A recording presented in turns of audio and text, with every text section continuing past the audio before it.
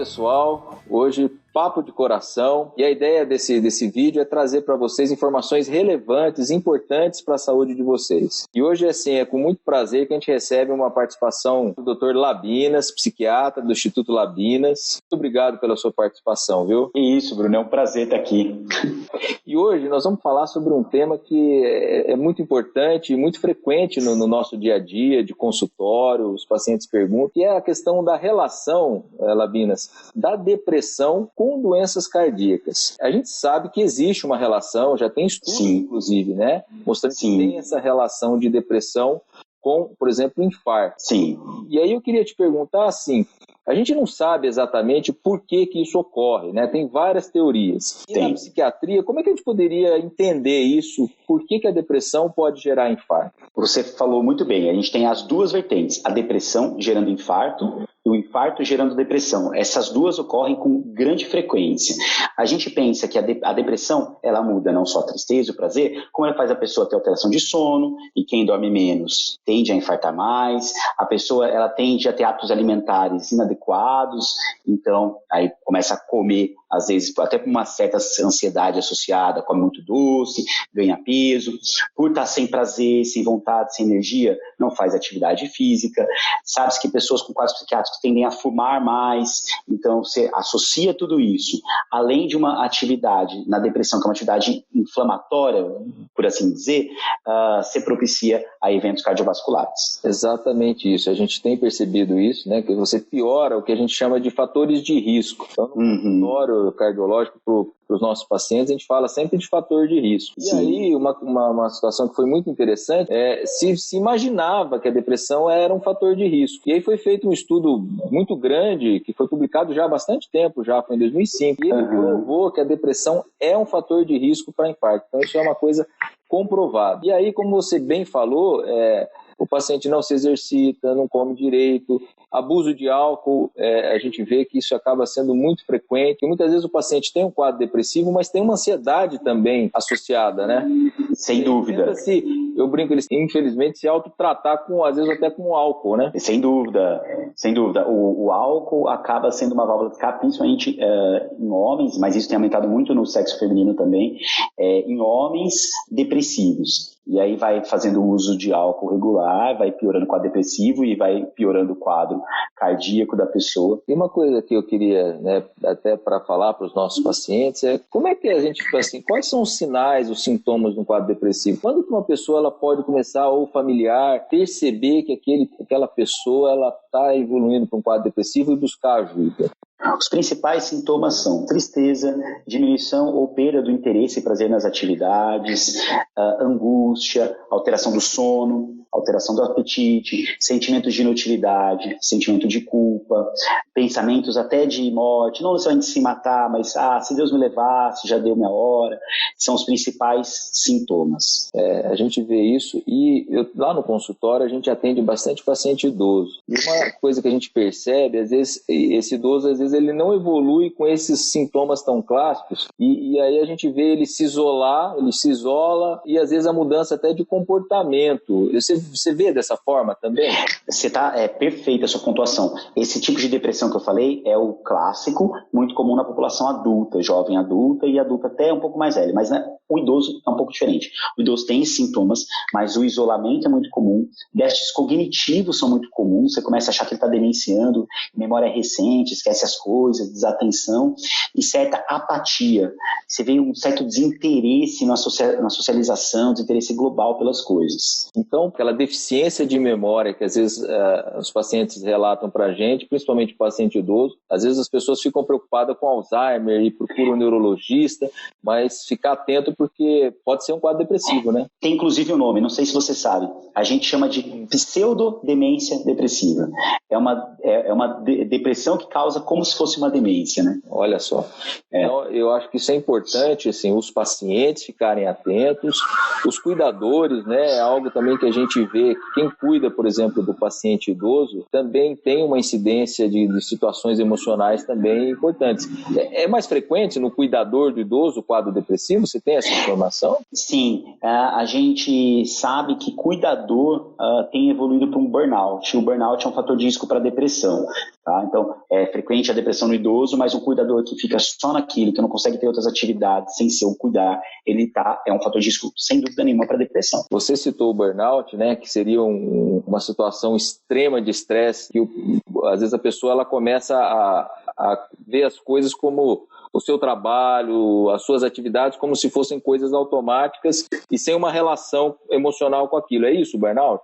Exatamente. O burnout é o esgotamento físico e mental relacionado ao trabalho. E aí o trabalho do cuidador é cuidar. E é um trabalho estressante. Acho que o burnout a gente pode até fazer um dia uma outra, seria interessante, mas só pontuando, o burnout é muito comum em quê? Médicos, enfermeiros, professores, tá? Pessoas que cuidam. Então, e o cuidador está nesse papel. E no Brasil, a gente tem visto assim, a incidência de depressão é grande, né, Labinas? Não? Você tem esse dado? Sim, a gente sabe que quase 6% da nossa população está num quadro depressivo no momento. O último estudo da OMS falou, se não me engano, em 5,8%. Acho que o dado era esse. Então, é muito alto. O Brasil não é o país do mundo com maior índice de depressão, mas é um dos países do mundo que a depressão tem avançado cada vez mais. E depressão é uma das maiores causas de afastamento do trabalho. E se a gente pensar que talvez esse dado pode estar até subestimado, né? Sem dúvida nenhuma. Sem dúvida nenhuma. Não tem acesso ao médico. E aí, uma coisa importante. Bom, a gente colocou um problema, né? E a gente precisa começar a dar uma solução para esse problema, né? Sem dúvida. É o que a gente precisa tentar dar solução, né? Exatamente. As opções de tratamento, então, para o quadro depressivo. A principal opção de tratamento são antidepressivos, e aí eu vou fazer um adendo. Os antidepressivos não são tarja preta, como todo mundo pensa. Os antidepressivos não causam dependência, como todo mundo pensa. Antidepressivos são remédios, de modo geral, tarja vermelha, em que o tratamento para a depressão, para um episódio depressivo, tem começo, tem meio e tem fim. E os pacientes, às vezes, ficam preocupados nessa questão do remédio viciar, né? E às vezes a gente até vê paciente tomando medicamentos assim por muito tempo. Como que é essa questão do remédio? Como é que ele age assim, para a gente tentar mostrar isso para o paciente? Os antidepressivos, eles, que são estágio vermelho, que eu falei, eu vou pontuar, eles não viciam.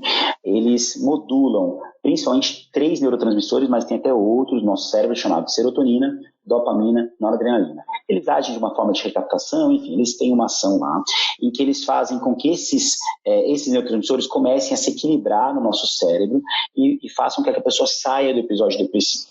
A pessoa saiu do episódio depressivo, a gente normalmente, para um primeiro episódio, a gente conta uns 6 meses a 1 ano, normalmente 6 meses, inicia o desmame do remédio e a posterior alta da pessoa. O grande ponto é, os antidepressivos, eles não agem na hora. Às vezes eles demoram umas 2 semanas para começar a fazer efeito, e então a gente espera umas 2 semanas, a pessoa começa a ter uma melhora, tem um pico ali de efeito por volta de 1 mês, às vezes até 6 semanas, a gente vê, opa, esse remédio está dando certo, não tá. Ficou bem, conta 6 meses, tira o remédio. Então esse tempo, ele é importante para ter esse ajuste, esse equilíbrio desses transmissores no cérebro, né? Exatamente. Os traumas, eles alteram a produção desses neurotransmissores, né? Traumas, entre outros fatores. Então existe uma alteração, isso é importante os pacientes saberem, existem alterações realmente de substâncias no cérebro. Não é só uma questão, porque muitas vezes fala, isso daí é uma frescura, isso daí precisa trabalhar, precisa pegar na enxada. Você até pode trabalhar, pode até pegar na enxada, mas ele precisa do tratamento correto, né? Exatamente. E a questão, por exemplo, de psicoterapia é algo que também ajuda? Como é que você vê essa questão? Os estudos mostram que a psicoterapia tem a influência e faz isso que eu falei dessas substâncias no cérebro da mesma forma que o remédio faz. Para casos leves, por exemplo, você não tem diferença significativa nenhuma entre fazer uso de remédio ou fazer a terapia. Então, os dois são efetivos, tá? Em associação, sempre a melhor coisa. Então, pessoal, assim, né? É importante cuidar da saúde de uma maneira global, avaliando todos os fatores. Obesidade, o sedentarismo, que é a falta de exercício, parar de fumar, a bebida alcoólica precisa ser algo muito bem controlado. E outra pergunta, né, já encaminhando para o final do nosso papo, quem está tomando antidepressivo, algum remédio que vai agir no sistema nervoso central, tem que tomar um cuidado muito grande com o álcool, né, Labino? É esperado que se evite, né? Eu costumo pontuar o seguinte: se você não consegue, em vigência no tratamento em que afeta o nosso sistema nervoso central, você não consegue viver sem o álcool, você tem que começar a repensar o papel do álcool na sua vida. Exatamente. Então, isso é importante, se perceber e buscar ajuda. Exatamente. Olha, assim, a depressão, como, né, para finalizar, realmente ela é uma doença que afeta uma quantidade enorme de pessoas. Se a gente pensar que são 6%, nós estamos falando de quase 10 milhões de pessoas aí. Isso mesmo. Então, Isso mesmo. Então vamos ficar atentos, busque ajuda, não fique sofrendo sozinho, não fique achando que isso é uma frescura ou algo da sua cabeça, mas procure ajuda porque isso tem solução, isso pode afetar a sua mente e pode afetar a sua saúde cardíaca. Exatamente. Olha, nós te agradecemos muito pela sua participação, com certeza nós vamos ter mais papos assim, e você tem alguma consideração para falar, um alô pro pessoal aí? Eu quero te agradecer pelo convite. É brilhante esse formato que vocês estão fazendo do Coração Vivo, em fazer esse tipo de entrevista e conseguir unir as diversas especialidades para o bem comum que sempre é o paciente, tá bom? Parabéns, muito, muito bacana. Nós agradecemos você, ao Instituto Labinas, e tem sido uma parceria assim, muito boa, buscando sempre o melhor para você, paciente, para o seu familiar. Pessoal, um abraço para vocês e até o nosso próximo papo. Até mais, Tchau.